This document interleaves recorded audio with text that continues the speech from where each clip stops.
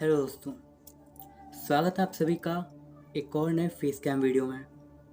दोस्तों, जैसा कि मैंने अपने लास्ट वीडियो में आपको बताया था कि मैं आपसे कोशिश करूंगा कि वीडियो के इंट्रोस और आउट्रोस मैक्सिमम फेस कैम ही देने की कोशिश करूं। आज मैं आप सभी के लिए कुछ और बेहद ही खौफनाक कहानियां लेकर आ गया हूं। दोस्तों, आज की कहानी हमें भेजी है हमारे सब्सक्राइबर समीर जी ने। दोस्तों, उनकी स्टोरीज बताने से पहले मैं आपसे कहना चाहूँगा कि अगर आपको अपनी कोई कहानी में भेजनी है तो आप उसे स्क्रीन पर दिख रही मेरी इंस्टाग्राम आईडी या फिर मेरे मेल एड्रेस पर भेज सकते हो। वो आपको डिस्क्रिप्शन में मिल जाएगा। बिना टाइम वेस्ट करे अब बढ़ते हैं आज की पहली स्टोरी की तरफ। शाम का वक्त था और पूरे मोहल्ले की लाइट कटी हुई थी। मोहल्ले के सभी लोग अपने घर के बाहर बैठे हुए थे। बाहर एकदम ठंडी ठंडी हवाएं चल रही थी। बच्चे रोड पर खेल रहे थे। मैं उस टाइम पर एक कोने में बैठे हुए उस पल का आनंद ले रहा था। मैं बाहर ही काफ़ी देर तक बैठा रहा, पर लाइट आने का नाम ही नहीं ले रही थी। मेरी आंखों में काफ़ी ज़्यादा नींद भी थी। मैं वहीं बैठे बैठे एकदम सो गया था, पर चाह के भी मैं सो नहीं पा रहा था। लाइट ना आने की वजह से मैं काफ़ी ज़्यादा गुस्से में भी था। थोड़ी देर में बाहर की औरतों में ये बात सुनना शुरू हो गई कि आज रात भर लाइट आएगी ही नहीं। ये सुनकर मैं काफ़ी ज़्यादा नाराज़ हो गया और अंदर ही अंदर मुझे काफ़ी ज़्यादा गुस्सा आ रहा था। फिर मैंने अपना टाइम कुछ बच्चों को दिया। मैं उन सभी से यहाँ वहाँ की बातें करने लगा और फिर मुझे ध्यान आया कि चलो, वैसे भी लाइट तो आने वाली है नहीं, क्यों न इन बच्चों को कुछ डरावनी कहानियाँ सुनाई जाए। और ऐसे वक्त में जब लाइट ना हो तब तो इस तरह की कहानियों को सुनाने का अलग ही मज़ा आता है। यह सोच के मैं उन बच्चों को अपने साथ घटी कुछ भूतिया या डरावनी कहानी सुनाने को बोला और सभी बच्चों ने अपनी अपनी कहानियाँ बताना शुरू कर दिया। उन सबकी कहानियों को सुनने के बाद मुझे खुद ही अपना सर पीटने का मन करने लगा, क्योंकि उन सभी बच्चों में किसी की भी कहानी सही नहीं थी। मुझे सुनने भर से ही पता लग गया था कि ये सब फेक कहानियाँ हैं। मैं उन बच्चों की भीड़ से निकलकर एक साइड में अकेले होकर बैठे बैठे बोर होने लगा। तब रात के 10 बजे के आसपास का टाइम हो गया था। मेरे मोबाइल का डेटा भी ख़त्म हो गया, इसलिए मैं यूट्यूब भी नहीं देख सकता था, पर एक काम ज़रूर कर सकता था और वो था गूगल में कुछ सर्च करके देखना या फिर कुछ पढ़ना। इसलिए मैं गूगल में हॉरर स्टोरी सर्च करके पढ़ने लगा। कहानियों को मैं एक कोने में अकेले बैठे हुए पढ़ रहा था। डरना तो लाजमी ही था, तो मुझे थोड़ा बहुत डर तो लग ही रहा था, पर लाइट ना होने की वजह से शांत और अंधेरे में कहानियों को पढ़ने का मज़ा भी आ रहा था। मैंने कच्चा कलुआ की कहानी सर्च करी और उसे पढ़ने लगा। उसी कहानी में कच्चा कलुआ साधना मंत्र भी लिखा हुआ था, जिसे मैं कहानी के साथ ही पढ़ लिया था। फिर नीचे ये भी लिखा हुआ था कि अगर आप इस मंत्र का जाप करते हैं तो ये आपका रिस्क है। और भी बहुत सारी डराने वाली बातें लिखी हुई थी कि कच्चा कलुआ एक नटखट बच्चे की आत्मा होती है और जो भी इसकी चपेट में आता है तो वो उसे हंसा हंसा कर मार देता है, क्योंकि ये बच्चे की आत्मा होती है जो कि बहुत ज़्यादा नटखट होती है। और साथ ही में ये भी लिखा हुआ था कि कच्चा कलुआ, जिसे आमतौर पे लोग मसान भी कहते हैं, उस मंत्र को पढ़ने के बाद से ही मेरा बदन एकदम ठंडा पड़ने लगा था। ऐसा लग रहा था कि मेरे आसपास की सभी चीज़ें घूम रही हैं। मुझे अंदर ही अंदर ये लगना शुरू हो गया था कि कहीं मैंने कोई गलती तो नहीं कर दी इस साधना को पढ़ के। मेरे मन में डर हावी होने लगा और अजीब सी बेचैनी भी होने लगी। घर तक जाने के लिए हमें एक गली से गुजरना पड़ता है, जिसमें कि काफ़ी ज़्यादा अंधेरा था। मैं बहुत ही तेज़ी से भागा और गली को पार करके घर आ गया। ये गली घर का हिस्सा ही है, फिर भी अंधेरे में बहुत ज़्यादा डर लग रहा था। चल के आने में तो और हालत ख़राब हो जाती है, इसीलिए मैंने भागना ही सही समझा। घर आया और मैं फ़ौरन कुर्सी में बैठ गया। मेरे दिमाग में साधना वाली बात घूम रही थी। मैं काफ़ी ज़्यादा दिमाग से इसको निकालने की कोशिश कर रहा था, लेकिन कोई फ़र्क नहीं हो रहा था। मेरे बदन में अलग तरह का ठंडापन आ गया था और मेरा सिर बहुत ज़ोर से चकरा रहा था। मैं जैसे ही कुर्सी से उठ के सोने के लिए पलंग में जाना चाहता था, पर कुर्सी से उठते के साथ ही मुझे ऐसा लगा कि मैं गिर जाऊंगा। मेरा पूरा सिर जकरा रहा था। रात भर मुझे बिल्कुल भी नींद नहीं आई, लेकिन फिर भी जब मेरी आँख लगी उस टाइम का मुझे कोई भी अंदाज़ा है नहीं और मैं सो गया। अंधेरा रोड था और मैं वहाँ से अकेले जा रहा था। सुनसान रोड होने की वजह से मुझे डर भी लग रहा था, पर मैं क्या कर सकता था, वापस नहीं जा सकता था। इसीलिए ये सब सोचे बिना ही मैं आगे चले जा रहा था। अपने मन में डर को मैंने हावी नहीं होने देना था। मैं अपना ध्यान अच्छी चीज़ों पर लगा रहा था ताकि मन में डर हावी ना हो सके। फिर मंजर एकदम से बदल जाता है। मुझे आगे एक बच्चा सड़क के साइड में बैठा रोता हुआ दिखाई दे रहा था। मैं उसकी तरफ बढ़ता हूँ और पूछने लगता हूँ, बाबू आपको क्या हुआ, कहाँ रहते हो, यहाँ आपको किसने छोड़ दिया? लेकिन उसने कोई भी जवाब नहीं दिया। इसलिए मैंने उसका घर पूछा कि कहाँ है। वो कुछ बोला नहीं, पर उसने उंगली अपनी एक ओर कर दी और मैं उसे अपनी गोद में उठा के आगे बढ़ने लगा।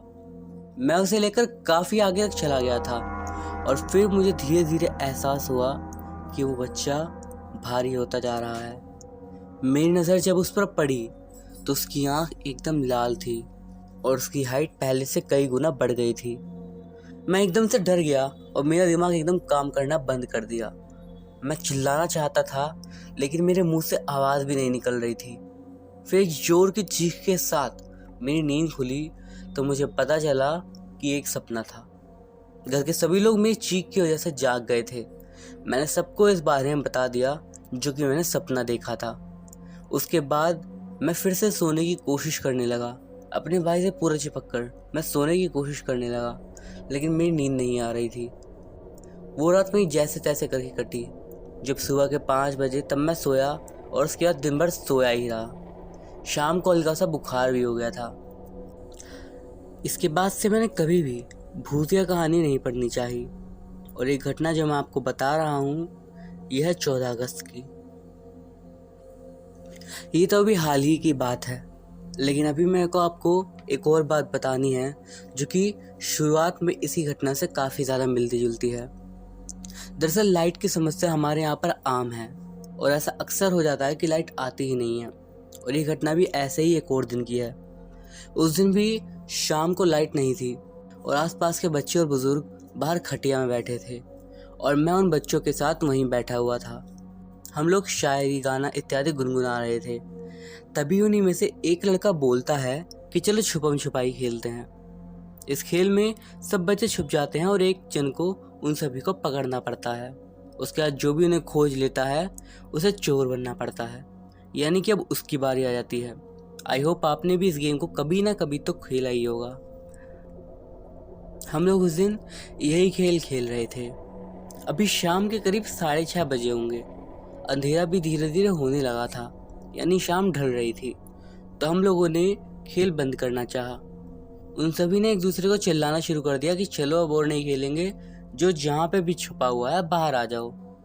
लगभग सभी लोग बाहर आ गए थे और फिर हम लोग जाकर एक खटिया पर बैठ गए। तभी हम लोगों को याद आया कि अमन तो आया ही नहीं, इसीलिए हम लोग अमन को खोजने चले गए। जितनी दूर तक हम लोग खेले थे उन सभी जगहों में चिल्ला चिल्ला कर हमने उसे बुलाया, लेकिन वो हमें बहुत ज़्यादा खोजने के बाद भी नहीं मिला। इसीलिए हम सभी लोग अमन के घर जाने का इरादा बनाए। कुछ लोग उसके घर जाने को राज़ी नहीं हुए। वो लोग बोल रहे थे कि उसके घर के पास बहुत अजीब लगता है। उसकी दादी बच्चों को अजीब तरीके से घूरती है। पहले हम लोग जब उसके घर जाते थे तो उसकी दादी हमें भी घूरती रहती थी। तब से हम लोग उसके घर पे जाते नहीं हैं। उन्हीं में से एक लड़का बोला कि मेरी अम्मी भी वहाँ जाने से मना करती हैं। मेरी अम्मी कहती हैं कि अमन के घर मत जाया करो और ना ही कभी उसके घर का कुछ खाना पानी पिया करो, इसीलिए तुम ही लोग जाओ उसके घर, हम नहीं जाएंगे। इसीलिए मैं और श्याम उसके घर जाने का निर्णय लेते हैं और हम लोग चल भी देते हैं। जैसे ही हम लोग उसके घर गए तो हमने देखा कि अमन तो अपने घर पर ही है। हमने एकदम गुस्से में उससे पूछा, तुम कब चले गए थे, हमें पता ही नहीं चला, और बता भी तो सकते थे। वो बोला, मैं उसी टाइम आ गया था, मैंने तुम सबको बोला भी था कि मैं घर जा रहा हूँ, तुम लोग खेल में इतने मगन थे इसलिए मैं चुपचाप घर आ गया। मैंने उसे साइड में आने को कहा और उसे वो बात बताई जो वह सब मुझे बता रहे थे।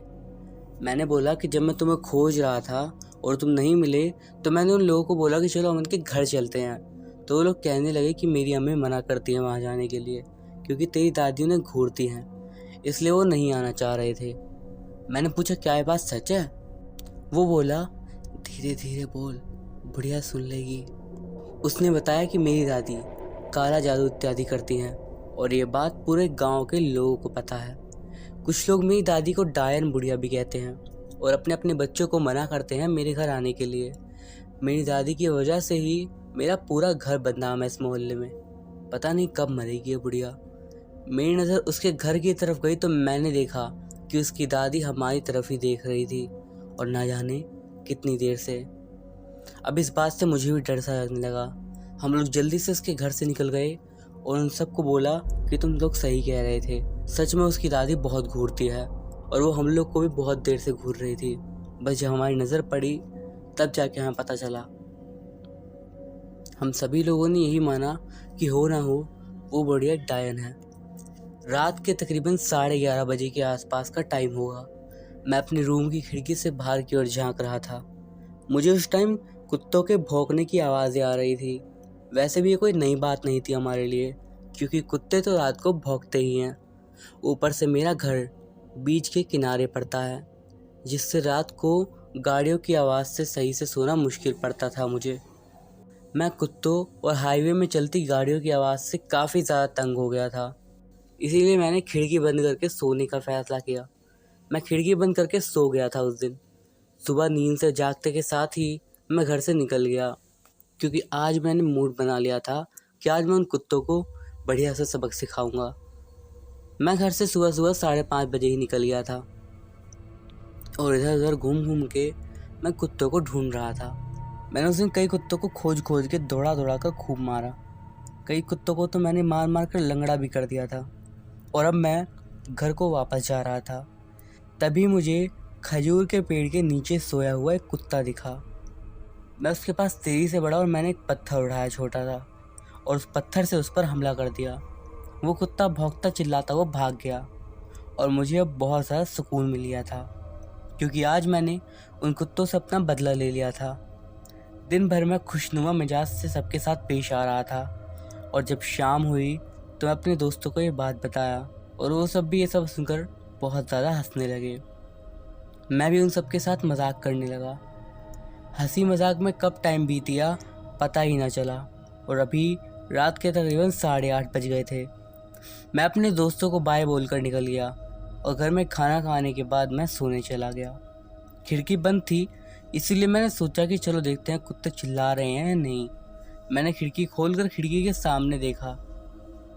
मेरी सोच सही साबित हुई। आज बहुत कम कुत्तों की आवाज़ आ रही थी। मैं भी मुस्कुराते हुए सोचने लगा चलो आज सुकून से नींद आएगी। मैंने खिड़की बंद करी और मैं सो गया। रात के करीब 2:30 बजे के आसपास मेरी नींद खुल गई और मैं अचानक जाग गया। नींद खुली तो मैंने गेम खेलना शुरू कर दिया, क्योंकि अब मुझे नींद आ नहीं रही थी। गेम खेलते खेलते टाइम कब पार हुआ मुझे पता ही नहीं चला। जब मैंने टाइम देखा तो उस वक्त टाइम 3:15 हो गया था सुबह के। मैं भी गेम ही खेल रहा था। तभी मैं खिड़की खोल के बाहर देखने का सोचता हूँ। मेरा खिड़की खोलने का मन हुआ, इसलिए मैंने खिड़की को खोल दिया और बाहर झांकने लगा। तभी मुझे बाहर एक सफ़ेद कलर की आकृति दिखाई दी। मैं उसे गौर से देखे जा रहा था। वो इधर उधर घूम रहा था। मुझे उस टाइम तो लग रहा था कि वो कुत्ता है, इसीलिए मैं अपने घर से बाहर भी आ गया और एक पत्थर उठाकर मैं उसी की तरफ बढ़ने लगा। अभी मैं उससे थोड़ी ही दूरी पे था, करीब वो रोड के उस पार था और मैं रोड के इस पार में। मैंने उसको पत्थर मारा लेकिन वो भागा ही नहीं, इसीलिए मैं फिर से एक और पत्थर उठाकर उसके पास गया और मैंने फिर से उसे मारा, लेकिन वो अब भी नहीं भागा। मैं उसे पत्थर उठाकर कई सारे पत्थर लगातार मारे, लेकिन वो भागने का नाम ही नहीं ले रहा था। मैं थोड़ा और सामने जाके उसके ऊपर एक बड़ा सा पत्थर पटक दिया, तब भी उसे कोई भी फर्क नहीं पड़ा। मैं बड़े बड़े पत्थरों से भी उसे मारा, लेकिन उसे कोई नहीं लग रहा था कि अचानक से मेरे कंधे के पीछे कोई हाथ रखता है, और मैं एकदम से चौंक गया। मेरी आंखें एकदम से बंद हो गई उसी टाइम। तभी मैंने हल्की सी आंख खोलकर देखा तो मैंने देखा कि वो मेरे बगल वाले अंकल थे। वो बोले क्या कर रहे हो उधर? मैं बोला इस कुत्ते को मार रहा था। उसे मैंने बहुत बड़े बड़े पत्थरों से मारा, लेकिन उसे कुछ हो ही नहीं रहा। वो बोले कौन कुत्ता? मैं बोला ये जो यहाँ बैठा हुआ है। वो बोले कहाँ पर? जैसे ही मैं उस तरफ मुड़ा मुझे वो दिखाई ही नहीं दिया। मैंने अंकल से कहा वो अभी तो यहीं पे था। फिर अंकल ने मुझे बताया कि मैं तुम बहुत देर से देख रहा था, तुम कब से ईंटा पत्थर चला रहे हो, लेकिन तुम्हारे सामने काफ़ी देर से कुछ भी नहीं है। तभी मैं आकर तुमसे थोड़ी दूर पर खड़ा हो गया था और फिर देखा कि तुम ज़मीन पर बहुत बड़े बड़े पत्थर चला रहे थे।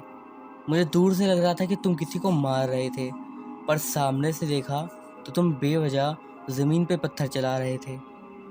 अंकल की बातें सुनकर मैं एकदम सुन्न हो गया था। मेरी एकदम सिट्टी पिट्टी गुम हो गई थी। मुझे विश्वास ही नहीं हो रहा था कि मैं क्या कर रहा था।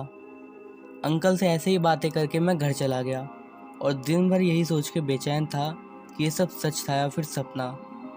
मैं अंकल की बातें भी सोच रहा था कि अंकल ने मुझे क्या बता दिया। मैं इतनी देर तक न जाने किस चीज़ को पत्थर मार रहा था। ये थी मेरी यानी समीर की दूसरी घटना। अब मैं आपको एक और घटना बताता हूँ जो कि हमारे साथ हुई थी।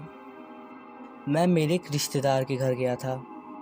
दरअसल उस टाइम पर मैं अपनी बहन के यहाँ गया हुआ था। वहाँ मुझे गए हुए 1 हफ्ते से भी ज़्यादा हो गया था, पर मुझे वहाँ पर कोई भी ऐसा नहीं मिला जिसके साथ मैं खेल कूद कर सकूँ। मुझे वहाँ पर बहुत ही ज़्यादा बोरिंग सा लगने लगा। पर मेरी बहन अक्सर बगल वाले घर में जाती थी, क्योंकि मेरी बहन के घर में उस टाइम पर टीवी नहीं था, तो बगल वाले घर में टीवी देखने चली जाती थी। मैंने भी पड़ोस में आना जाना शुरू कर दिया और धीरे धीरे मैं वहाँ पर घंटों घंटों टीवी देख के टाइम पास करने लगा। इसी दौरान मेरी मुलाकात आंटी की बेटी से हुई, जो कि बहुत ही अच्छी और घरेलू लड़की थी। जब भी मैं उसके यहाँ टीवी देखने जाता था तो मेरी और उसकी बातें शुरू हो जाती थी। मेरा खाली टाइम अब उसी के साथ पार होता था। उसके साथ हंसी मजाक में टाइम कब पार हो जाता था मुझे पता ही नहीं लगता था। इसी तरह मैं वहाँ पर अपना टाइम पास करने लगा। फिर एक दिन बातों ही बातों में मैंने अपने साथ हुई वो घटना उसे बताई, जो मैं उस दिन पापा की दुकान पर गया था और उस पेड़ के पास मेरे साथ जो घटना हुई थी। मेरे साथ ही घटना घटी सुनकर वो काफ़ी ज़्यादा डर गई थी और कहने लगी कि तुम्हारे साथ ये सब भी हुआ है। मैं बोला क्यों? तो बोली कि मेरी बड़ी बहन के साथ भी ऐसा ही हुआ था। मैंने पूछा वो कहाँ है? तो वो बोली कि मेरी बड़ी बहन की शादी हो चुकी है और अभी उसके 2 बच्चे भी हैं। थोड़ी देर कुछ सोच कर उसने बताना शुरू कर दिया। मेरी बहन का नाम मीना था और वो मुझसे 3 साल बड़ी थी। वो मेरे साथ बहुत ही ज़्यादा अच्छे से रहती थी, पर अब मैं उसे बहुत ज़्यादा याद करती हूँ। अब उनकी डेथ हो गई है। मैंने तुरंत पूछा तुमने तो अभी बोला कि शादी हो गई थी। मैं ये बात सबको नहीं बता सकती, क्योंकि बहुत से लोग इस पर विश्वास ही नहीं करते। कुछ लोग तो भूत प्रेत जैसी बातों को तुरंत नकार देते हैं और कहते हैं कि हम लोग बातें बना रहे हैं, इसीलिए मैं ये सब नहीं बताती किसी को। मैं बोला तो मतलब तुम्हारी बहन की सच में डेथ हो गई है? वो बोली हाँ। मैं साफ देख सकता था कि ये बताते हुए वो रो रही थी। मेरी बहन बहुत अच्छी थी। वो जब 9th क्लास में थी तब से उसके लिए रिश्ते आने शुरू हो गए थे। उसके सिर के बाल भी बहुत घने और मजबूत थे। वो घर का काम और थोड़ा बहुत खाना ही पका लेती थी। आसपास के रिश्तेदार उसे बहुत मानते थे। वो सब उनके साथ घुल मिल के रहती थी। बोला जाए तो मेरी बहन एकदम परफेक्ट लड़की थी, पर उसकी एक बुरी आदत थी कि वो रोज शाम को अपने बाल झाड़ती थी, वो भी एक पेड़ के नीचे। घर और आसपास के लोग उसे हमेशा मना करते थे कि शाम के समय खुले बाल नहीं रखते, पर वो चाह कर भी ये करने से नहीं रुक पाती थी। वो रोज शाम को बाल झाड़ती थी। कभी कभी तो वो अपने बाल खोलकर ही इधर उधर घूमने लगती थी। वैसे अगर बोला जाए तो हर जगह पर कुछ ना कुछ अच्छे और कुछ ना कुछ बुरे लोग रहते हैं, और उन्हीं कुछ बुरे लोगों की नज़र मेरी बहन को लगी। मेरे घर के बाहर एक बहुत ही पुराना बरगद का पेड़ है। कभी कभार हम लोग उसी पेड़ के नीचे खेलते हैं, पर अब हम लोगों ने वहाँ खेलना बंद कर दिया है। पर मेरी बहन उसी पेड़ के नीचे रहती थी, अक्सर वहीं पर खेलती कूदती थी। ये सब तो ठीक था, क्योंकि ये सब वो दिन में करती थी और शाम होते ही वहाँ पर बाल झाड़ना शुरू कर देती थी, और यही थी उसकी सबसे ख़राब आदत, और इसी आदत का वो शिकार भी हो गई। हुआ यूँ कि मेरी बहन के अंदर एक आत्मा का कब्जा हो गया था। पता नहीं, एक से ज़्यादा भी हो सकती हैं। वो अब अकेले में एक ही कमरे में बंद रहने लगी और डरावनी डरावनी आवाज़ें निकालती थी। कोई भी उसके पास जाने की हिम्मत नहीं जुटा पाता था। घर के सभी लोग परेशान रहने लगे थे। मेरी बहन अकेले एक कमरे में बंद रहती और उसने खाना पीना भी छोड़ दिया था। उसे बहुत जगह दिखाया गया पर कोई भी फर्क नहीं पड़ा। काफ़ी लंबे टाइम तक मेरी बहन बीमार रही और फिर इतने लंबे टाइम तक भूखा प्यासा रहने की वजह से मेरी बहन हमें छोड़कर चली गई थी। ये कहानी मैं जानती हूँ कोई भी इतनी सीरियसली नहीं लेगा, लेकिन ये मेरी फैमिली में बीती हुई है और मैं सबसे बड़ी बात ये कि मैं जानती हूँ कि ये सब सच्चाई है। दोस्तों, अब तक की जितनी भी कहानियाँ मैंने आपको बताई ये थी समीर जी की आप बीती। अब बढ़ते हैं आज की आखिरी कहानी की ओर। ये स्टोरी हमें भेजी है दीप शिखा मिश्रा जी ने। आइए आगे की स्टोरी जानते हैं। आज से करीब 20 साल पहले की बात है। मैं उस समय करीब 15 साल की रही होंगी। मेरे स्कूल का उस टाइम पर आखिरी दिन था। एग्ज़ाम्स हो चुके थे। मैंने और मेरी एक सहेली ने सोचा कि क्यों ना कहीं पर घूमने चला जाए। तो हमने सोचा कि क्यों ना हम एक किले पे घूमने जाते हैं। गर्मियों के दिन थे। दिन बड़े होते हैं तो थोड़ा घूम फिर लेंगे, फिर भी समय से ही घर पहुंच जाएंगे। ऐसा ही सोचकर हम लोग पेपर देकर बाहर निकले और एक रिक्शे वाले से बात कर उसके साथ चल दिए। उसने हमें किले के बाहर छोड़ा और फिर वो चला गया। हमने किले का टिकट लिया और किले के अंदर प्रवेश किया। किले में खूब घूमा, भूल भुलैया, बावरियाँ, स्मारक और भी बहुत कुछ।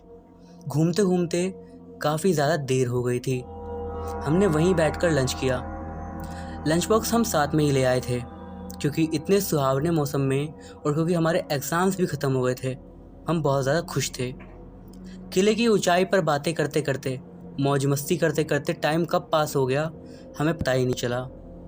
जब गार्ड ने हमें बाहर जाने के लिए बोला कि किले के बंद होने का समय हो गया है, आप बाहर जाइए, उस टाइम पर जाकर हम लोग किले से बाहर निकले। लगभग शाम हो गई थी, अंधेरा होने को था। हम दोनों बाहर निकले। हम लोग थोड़ा चलते आगे बढ़े ही थे कि मेरी सहेली रिया, उसने अपने घर का रास्ता पकड़ लिया और वो चली गई। मैंने भी उससे अलविदा कहा और मैं भी अपने घर की ओर चलने लगी। तब फ़ोन तो होते नहीं थे कि घर वालों को खबर कर दो। थोड़ा आगे चलते ही मुझे ऐसा लगा कि शायद मैं रास्ता भूल गई हूँ। गर्मियों के दिन थे और ये सुनसान सड़कें, कोई वहाँ पर था भी नहीं जिससे रास्ता पूछ लेती। फिर भी चलती रही। काफ़ी देर चलने के बाद एक रास्ता लिया जो कि आगे जाकर मुझे घने जंगल में लेकर चला गया। वैसे शाम थी लेकिन जंगल की वजह से ऐसा लग रहा था मानो रात अंधेरी हो गई हो। मैं आगे बढ़ती रही थी इसी उम्मीद में कि ये रास्ता मुझे मुख्य मार्ग तक भले ही समय लगे लेकिन पहुंचा ज़रूर देगा। मैं उस पूरे जंगल को बड़े ध्यान से देखते हुए आगे बढ़ रही थी। जानवरों की आवाज़ें स्पष्ट सुनाई दे रही थी। कुत्तों के और सियारों की रोने की आवाज़ आसानी से समझी जा सकती थी। तभी वहाँ पर दूर एक रोशनी दिखाई दी तो मेरे मन में एक आशा की किरण जागी। मैं उसी रोशनी की तरफ आगे बढ़ने लगी। तभी मुझे ऐसा लगा कि मेरा कोई पीछा कर रहा है। मैंने एक झटके से पीछे मुड़ के देखा लेकिन वहाँ पर कोई भी नहीं था। मैं फिर से आगे बढ़ने लगी। थोड़ी देर बाद फिर से वैसे ही फुटस्टेप्स की आवाज़ मेरे पीछे से आने लगी। मैंने फिर से पलट के देखा लेकिन वहाँ पर अब भी कोई नहीं था। मैं आगे बढ़ी ही थी कि मुझे पत्तों की खड़खड़ाहट सुनाई देने लगी।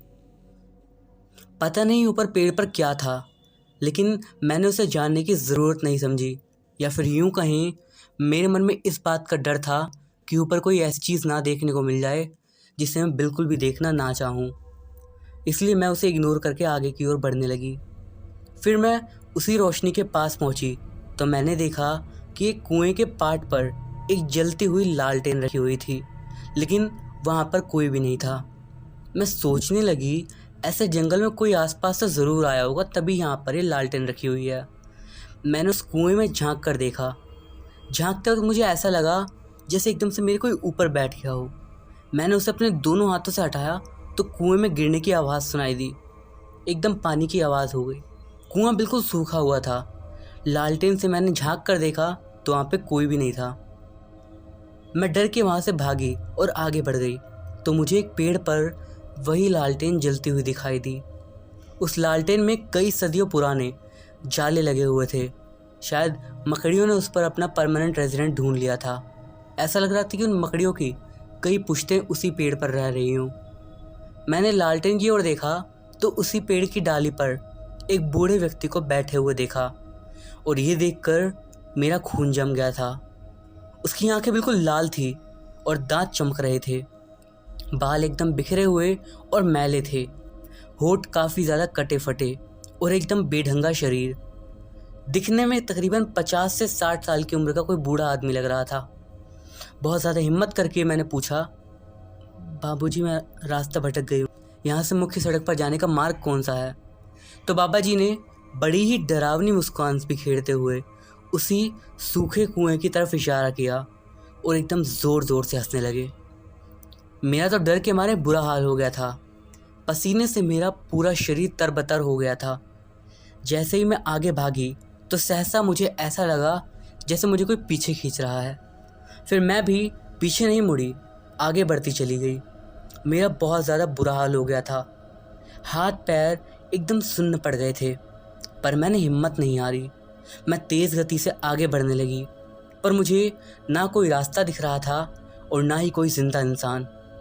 चलते चलते इस अंधेरी रात और इस खौफनाक जंगल में मेरे ऊपर डर हावी होता जा रहा था। इन गर्मियों के दिन और यह सुनसान जंगल, ऐसा सोच सोच कर मैं घबराई जा रही थी, लेकिन तब भी लगातार आगे बढ़ रही थी। मरता इंसान क्या नहीं करता।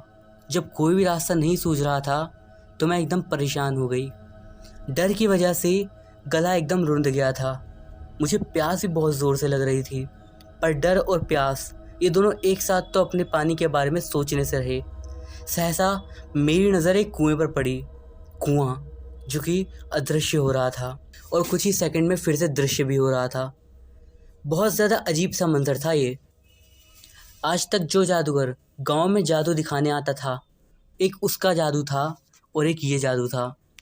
उसका ही देखा था आज तक तो, पर आज पता लगा जादू बहुत ज़्यादा खौफनाक चीज़ है।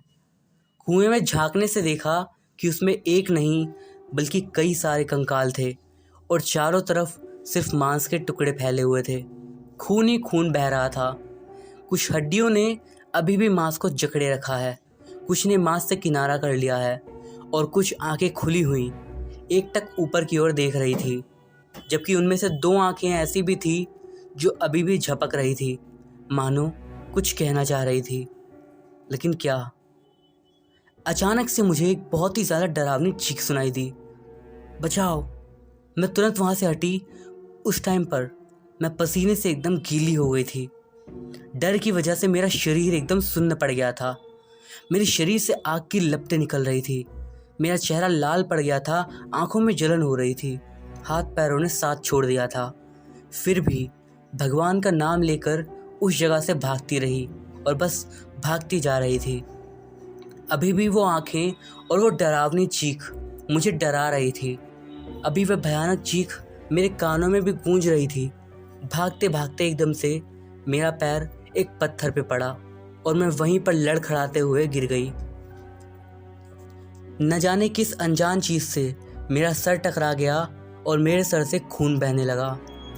आज मुझे इस चोट का असर इस खौफनाक जंगल के अजीबोगरीब दृश्यों के सामने कुछ भी नहीं लग रहा था। टकराकर गिरते ही मेरी नज़र वहीं पास में खेलते हुए बच्चों पर पड़ी। बच्चे? मेरी हैरानी का कोई ठिकाना नहीं था। ये बच्चे यहाँ पर क्या कर रहे हैं? इतने अंधेरे और घने खौफनाक जंगल में ये बच्चे शायद मेरी तरह ही रास्ता भटक गए होंगे। मैं उनके पास भागी और पूछा, इतने घने जंगल में क्या कर रहे हो तुम लोग? उनमें से एक बच्चे ने मेरी तरफ देखा, लेकिन उत्तर कुछ नहीं दिया और अपने खेल में मस्त हो गया। तभी मेरी नज़र दूसरे बच्चे पर पड़ी। मैंने देखा कि वो अपना सिर चारों ओर घुमा सकता था। मैं एकदम कांप गई और गिरते गिरते वहाँ से भागी। थोड़ी ही दूर में भागी होंगी कि मेरे सामने एक बुढ़िया ने मेरा रास्ता रोक लिया। ऐसा लग रहा था कि वो बुढ़िया उन सब बच्चों की माँ थी, लेकिन दिखने में बहुत ही ज़्यादा डरावनी। बड़े से दांत, मोटे से होठ, बहुत ही ज़्यादा विकराल रूप लिए हुए। उसकी साड़ी का रंग तो देखकर मैं समझ ही नहीं पा रही थी कि ये रंग कौन सा है। उसके हाथ बिल्कुल हड्डियों के थे। उन हाथों में एक फ़ोटो फ्रेम भी था जिसमें एक पूरा परिवार था। सभी सदस्य उसी फ्रेम में इधर उधर भटक रहे थे और कुछ बातें करते हुए प्रतीत हो रहे थे। ऐसा यकीन नहीं हो रहा था मुझे कि मैं क्या क्या देख रही हूँ। मैं बिल्कुल ज़मीन में जड़ गई थी। मैं कुछ भी बोल भी नहीं पा रही थी। मैंने उस बुढ़िया से पूछना चाहा कि तुम कौन हो। उसने इशारों में पीछे की ओर दिखाया और बोली, श्श्श, कोई है। मैंने पीछे देखा तो वहीं पेड़ पर बैठा हुआ बूढ़ा व्यक्ति लालटेन लिए खड़ा था और आगे देखा तो बुढ़िया गायब।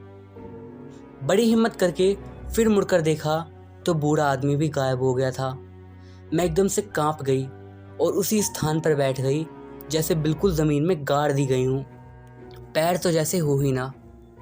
पता नहीं कब मैं बेहोश हो गई, पर जब मेरी आंखें खुली तो मैं बाहर एक सुनसान सड़क पर थी। अभी भी मैं पूरी तरीके से पसीने में तरबतर थी और कांप रही थी। सांसें काफ़ी तेज़ रफ्तार से चल रही थी। पता नहीं ये सब क्या था। इस खौफनाक जंगल में सूखे कुएं की वो डरावनी चीख मेरे कानों में अभी भी गूंज रही थी और मेरे हाथ पैर अभी भी कांप रहे थे। और वही पास में वो लालटेन बुझी हुई पड़ी थी। मेरा स्कूल का बस्ता और प्यारा लंच बॉक्स दोनों गायब थे। मैं एकदम अवाक थी और निशब्द भी।